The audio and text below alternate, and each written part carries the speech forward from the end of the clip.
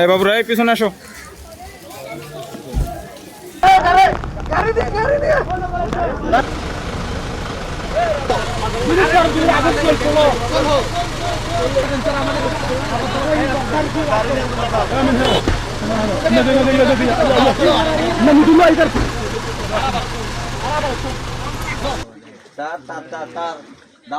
দেখতেছি